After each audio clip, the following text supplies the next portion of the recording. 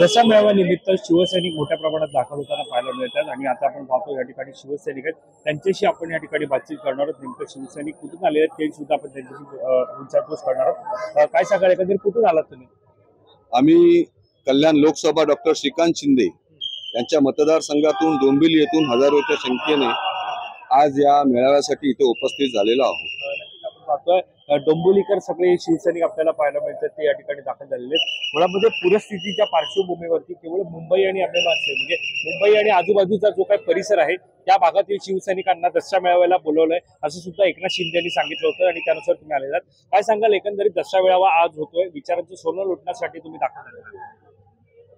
कमी तिथे आम्ही बाळासाहेबांचे खऱ्या अर्थाने विचार घेऊन मदत कार्य, सहकार्य आणि सामाजिकतेची जाण ठेवून जिथे जिथे अडचणी येतील, मग त्या कोणत्याही अडचणी असून देत, प्रत्येक गोष्टीला धावून जाणारे एकमेव नेते म्हणजे एकनाथजी शिंदे साहेब। आता सध्या पुराचं जे वातावरण चालू आहे काही भागामध्ये, तिथेही एकनाथ शिंदे साहेबांनी, आमच्या मुख्य नेते यांनी ते सिद्ध करून दाखवलंय। ज्या मदत कार्याने किंवा आर्थिक दृष्ट्या किंवा मेडिकली ज्या ज्या सहकार्य त्यांना करता येईल किंवा इतरही हेल्पिंग त्यांना जे करता येईल ते करून त्यांनी ते सिद्ध केलंय की मी खऱ्या अर्थाने बाळासाहेबांचे विचार जोपासणारा शिवसैनिक आहे। तुमच्याकडे येतो, काय सांगाल एकंदरीत?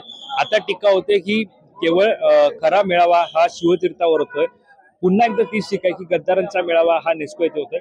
यामध्ये आता असं बोललं जातंय की ओपन मैदान वेगळं आणि छताखालचं दसरा मेळावा।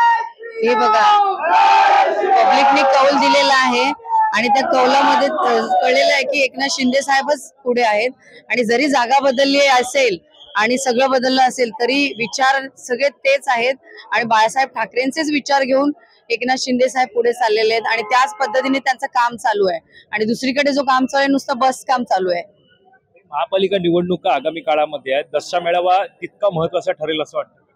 जरूर नक्कीच होणार आहे, कारण काय पब्लिकची मेजॉरिटी शिंदे साहेबांची निवड आहे आणि तीच निवड आपल्या इलेक्शन मध्ये दिसणार आहे महानगरपालिकेमध्ये आणि ते आम्ही सिद्ध करून दाखवू।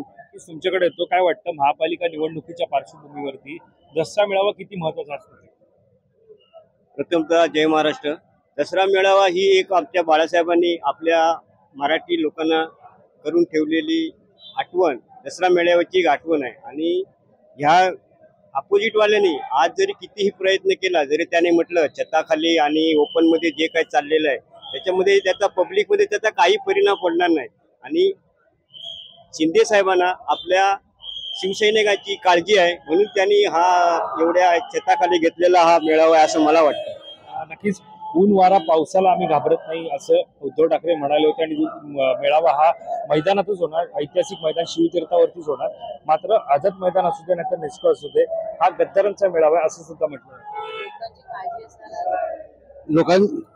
शिंदे साहेबांचं काम आधीपासून असं चाललेलं आहे की सर्वसाधारण माणसं त्यांच्याबद्दल खुश आहेत आणि उद्धव ठाकरे फक्त बोलून दाखवतात, करत काहीच नाही, समोर येत नाहीत। घरात बसून काम करायचं ही त्यांची कामाची पद्धत आहे, आमची जनमानसात मिसळण्याची पद्धत आहे, हा मोठा फरक आहे। त्यांचे कार्यकर्ते पण आज आमच्याकडे पण दिसत नाहीत कुठे, हा मोठा फरक, पण दाखवायचं आमच्याकडे भरपूर काही आहे।